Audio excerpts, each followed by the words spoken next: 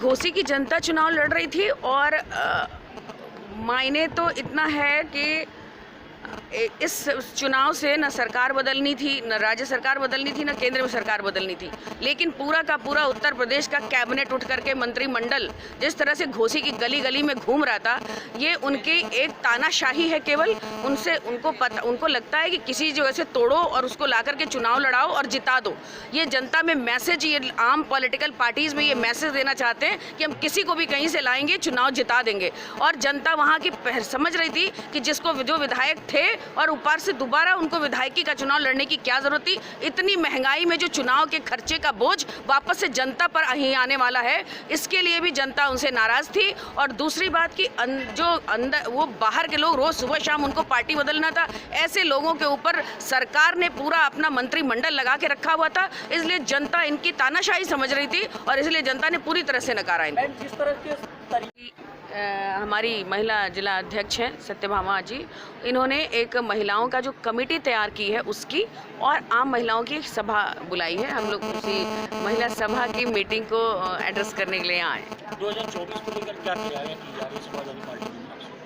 2024 को लेकर समाजवादी पार्टी की ओर से उत्तर प्रदेश की पूरी जनता तैयारी कर रही है। जिस तरह से अभी आपने देखा मऊ में, घोसी के उपचुनाव में जनता ने एकदम मन बना करके समाजवादी पार्टी का साथ दिया। एक एक बच्चा बोल रहा था कि अखिलेश यादव को लाना है। तो पूरी समाजवादी पार्टी की तरफ से उत्तर प्रदेश की जनता तैयारी कर रही है और ख़ास तौर से महिलाएं। मैं ये कहना चाहूँगी कि जिस तरह से महिलाओं का किचन का बजट खराब हुआ है और बेटी बचाओ बेटी पढ़ाओ का नारा देके आने वाली सरकार जिस तरह से महिलाओं के ऊपर आए दिन अत्याचार बढ़ रहे हैं, हर 3 घंटे पे उनके साथ रेप और शारीरिक शोषण की घटनाएं हो रही हैं और तमाम सोशल मीडिया आप लोगों के माध्यम से जनता और महिलाएं भी बहुत अच्छी तरह से ये समझ रही हैं कि वहाँ दिल्ली में जो हमारी खिलाड़ी बहनें थीं उनको कितने समय तक बैठे रहना पड़ा और आज तक उनके साथ कोई इंसाफ नहीं हुआ है। और उसी के अगेंस्ट में समाजवादी पार्टी की जब सरकार थी तो हमारे राष्ट्रीय अध्यक्ष जी ने 1090 एक योजना लाई जो महिलाओं के लिए उनका कॉन्फिडेंस था, उनका संबल था।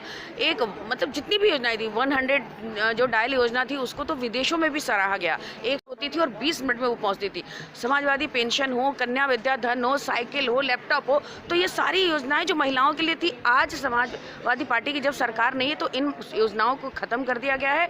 और महिलाएं जिस तरह से रोज महंगाई का सामना कर रही हैं, रोज महंगा हो रहा है सब कुछ, तो एक तरह से 200 रुपये का राशन दे करके 1200-1300 उनसे जो एक आम घर की महिला है उसको GST लगा करके टैक्सेस के माध्यम से जो चावल, दाल, चीनी, रिफाइंड तेल इस पर वसूला जा रहा है। तो महिलाएं अब अच्छी तरह से समझ रही हैं कि केवल जो 22 में हमारी सरकार आने वाली थी और नहीं आई और ये आरोप लगे महिलाओं पे खास तौर से कि राशन की वजह से सरकार नहीं बनी, तो महिलाएं अब ये समझ गई हैं कि राशन नहीं, उनके बच्चों का भविष्य चाहिए, उनको राशन नहीं, उनकी बेटियों को, उनकी बहुओं की सुरक्षा चाहिए और महंगाई कम होनी चाहिए। तो अब सब उत्तर प्रदेश की महिलाएं और पूरा उत्तर प्रदेश, युवा हो, किसान हो, नौजवान हो, बुनकर हो, सब समाजवादी पार्टी की तरफ से 24 की तैयारी में है। उत्तर प्रदेश की जनता ने बहुत वोट दिया था, वोट का परसेंटेज बढ़ा था, कमियां कुछ नहीं थी। सरकार की तानाशाही और जो थोड़ी बहुत हमारी कमी रही हो हम उसको एक्सेप्ट करते हैं, लेकिन इस सरकार की तानाशाही,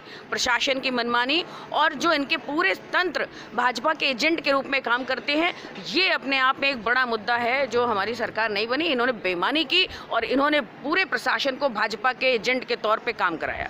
समाजवादी पार्टी शिवपाल यादव बहुत पुराने, बहुत बड़े और बहुत ज़मीन के नेता हैं और वो हमेशा थे और आगे भी रहेंगे। यानी गब्बर सिंह है, वो उससे भी कहीं कुछ ज़्यादा है।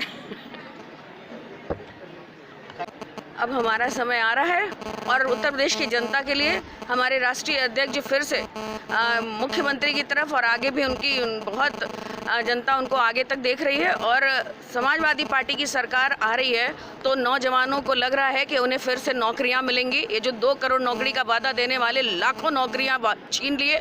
शिक्षा मित्रों को लग रहा है कि जिस तरह से उनको बेघर किया गया, उनकी शादियां टूटी, कितनों ने आत्महत्या कर लिया, ऐसे लोगों को उम्मीद की किरण दिखाई दे रही है। उन किसानों को जिनकी आय दुगनी करने की बात करते थे, आज वो रोज आत्महत्या कर रहे हैं, उनको उम्मीद की किरण दिखाई दे रही है हमारे राष्ट्रीय अध्यक्ष जी में। और अब बहुत दिनों तक किसी के झूठ का मायाजाल नहीं चलता है। ये जुमलेबाज सरकार की एकदम मसलियत जनता की नज़र में आ गई है। इसलिए ये जीत एक आगाज है कि उत्तर प्रदेश की जनता, पूरे उत्तर प्रदेश की जनता को घोसी चुनाव की जीत से ये एक राहत मिली है कि अब कम से कम यहाँ से इनका डाउनफॉल शुरू होगा। जनता समझ चुकी है कि अब इनके जो जुमलेबाजी वाली बातें हैं उनके उसके जाल में नहीं फंसेगी।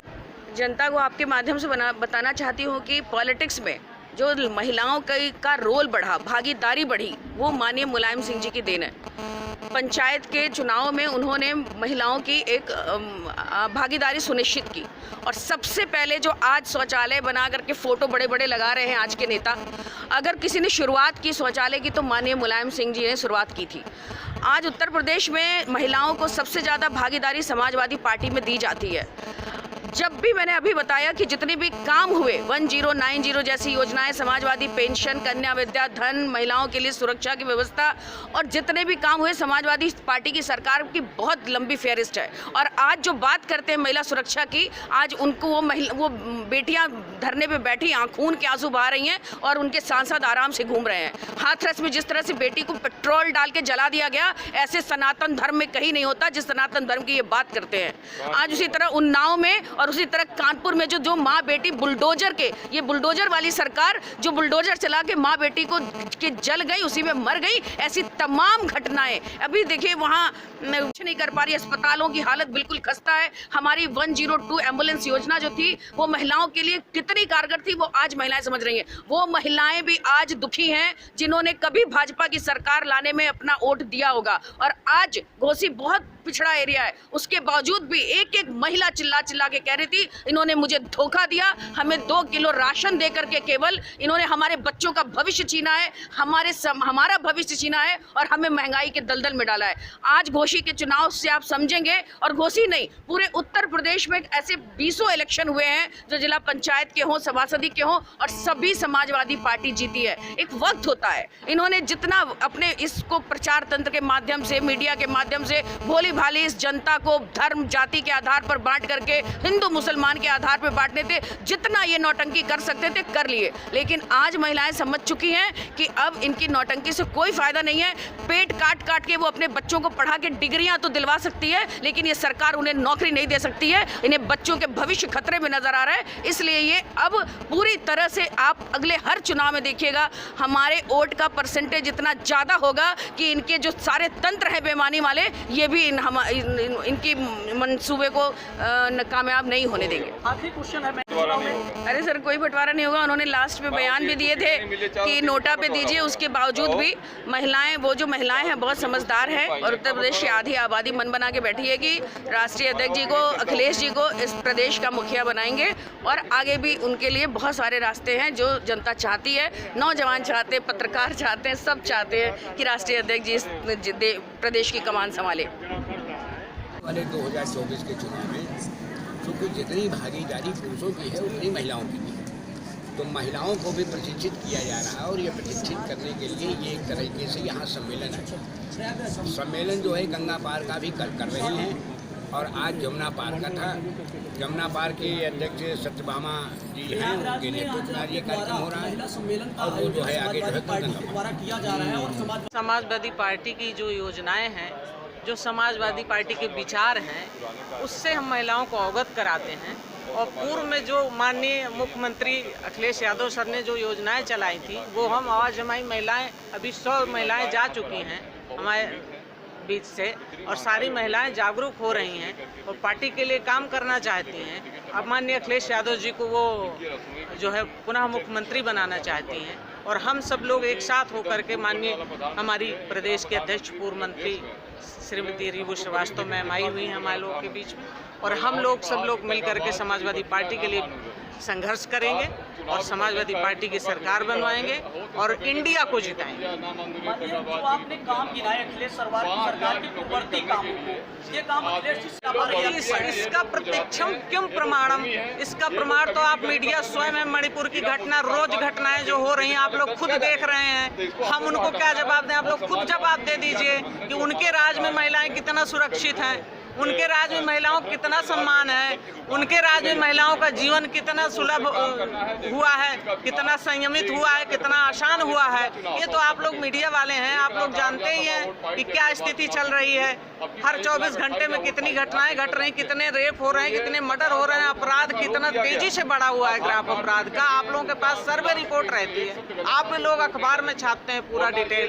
तो आप पे जो है प्रश्न का जवाब तो होता है कि प्रत्यक्षम क्यों प्रमाणम। यहाँ तो प्रत्यक्ष है कि महिलाओं के साथ इतनी घटनाएं हो रही, इनके शासनकाल में जितना हो रहा है अत्याचार उतना महिलाओं को कभी नहीं हुआ, कभी भी नहीं हुआ। 100 डायल भी माननीय अखिलेश यादव जी की दी हुई है, जो 5 मिनट में पुलिस पहुंचती है, उन्हीं की दी हुई लॉन्च योजना है ये, उनकी हेल्पलाइन उनकी दी हुई है। आप लोग जानते हैं प्रसव पीड़ा से कितनी महिलाएं मरती थी।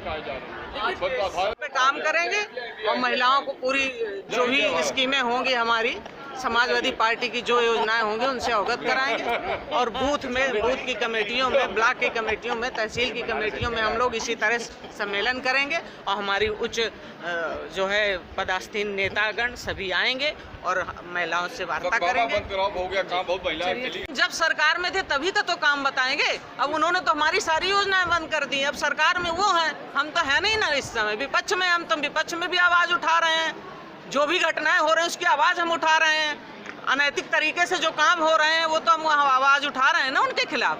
जो विपक्ष का काम है वो कर रहे हैं और उत्तर प्रदेश में माननीय अखिलेश यादव जी से बड़ा कोई चेहरा नहीं है, उनका कोई कंपटीटर नहीं है।